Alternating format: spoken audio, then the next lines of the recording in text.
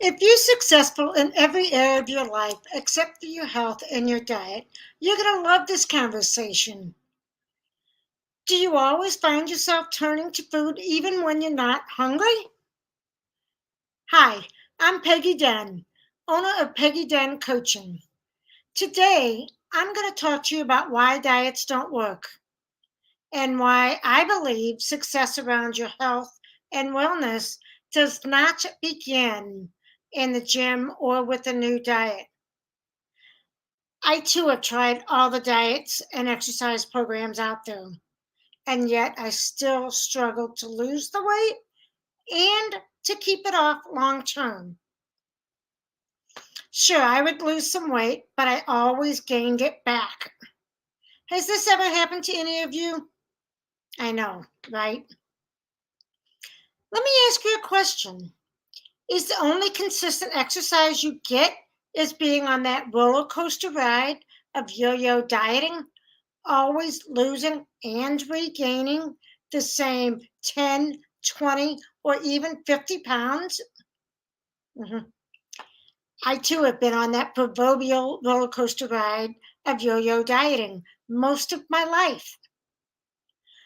My own journey into emotional eating started at a very young age. When I entered kindergarten, things changed dramatically in my life. At just 5 years old, my mom got very sick and ended up dying from complications of diabetes just 3 months later. 2 to 3 weeks after the funeral, we moved due to my dad getting a promotion at work. My grandmother moved in with us. So many changes in my life within a short time period at just such a young age. There were times when I got home from kindergarten and asked where my mom was after she had passed. People around me got very uncomfortable. I was told, shh, let's not talk about that.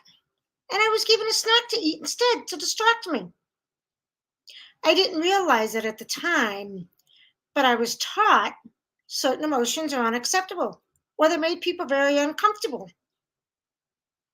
I was also taught to use food to not have to deal with these uncomfortable, unacceptable emotions. Use food to deal with my emotions in general.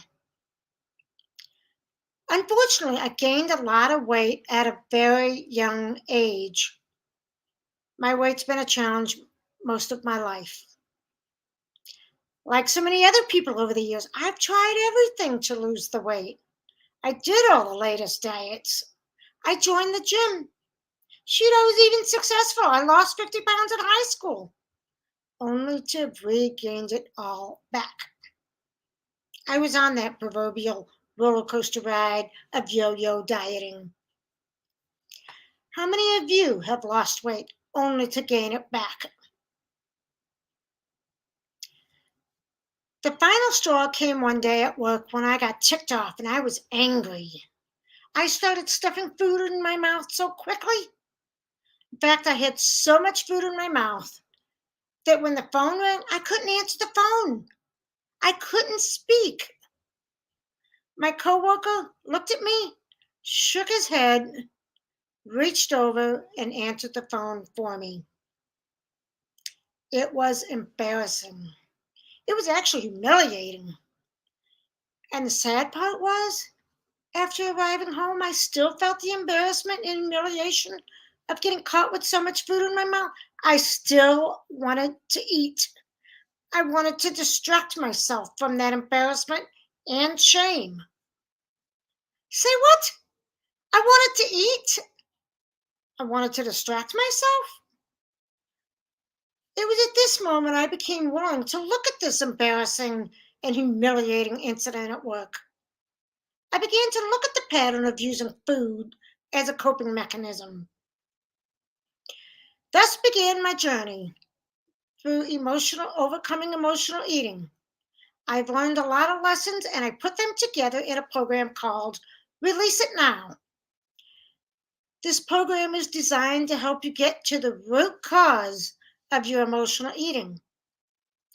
You cannot separate your health from yourself. Your health is a direct reflection of your relationship with yourself.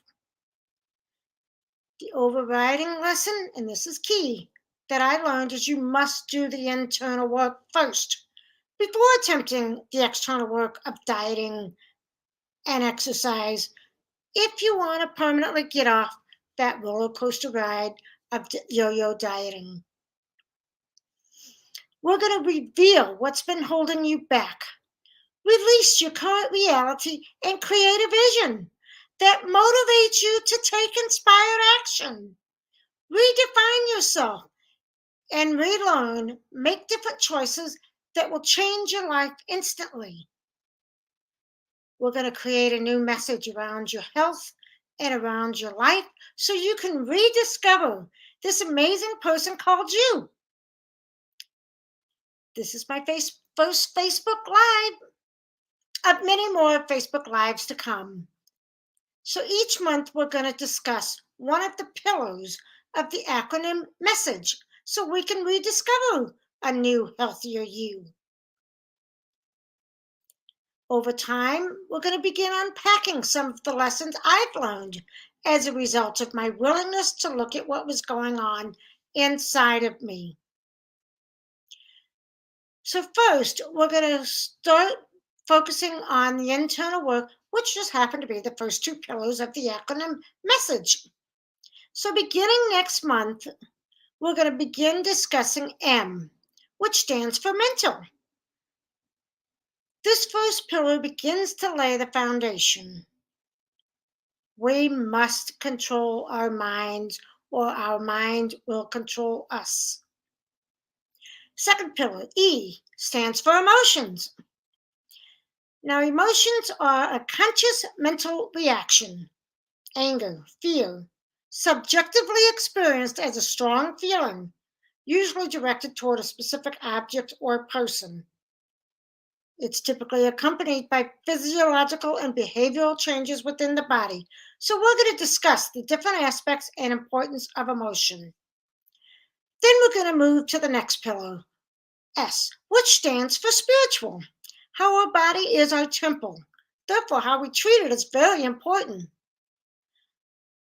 We're going to discuss the importance of self-care, self-esteem, and self-respect. Then we're going to move on to social. We're meant to live life in community with others, which, as we all know, can be difficult and challenging at times. We're going to talk about relationships, both the ones we have with others as well as with ourselves. A is the next pillar, which stands for actions and habits. Now we're getting to the external work. We're going to be discussing habits, how they can be changed, how they can support us. And this leads us to G, gratifying lifestyle. This is where our true transformation takes place. And then last, but certainly not least, is E, which stands for everlasting celebration. Here we're going to begin living a life that we thoroughly enjoy. It's my belief that great health is the ultimate gift we can give ourselves, for it is the foundation of everything we do. Yes, mastering your health may be one of your most challenging goals to fulfill because we typically don't deal with the root cause of emotional eating, the thoughts, the habits, the beliefs we have around our relationship with food and ourselves. Mastering this one area will significantly impact the mastery of all other areas. Remember, your health is a direct reflection of your relationship with yourself. So I invite you to come on this journey and rewrite your message of health and life. Let's begin to reveal, release, redefine, and relearn so we can discover this amazing person called you. Thank you. Now, if you found this video helpful, please share it with others. In the meantime, make it a joyful week.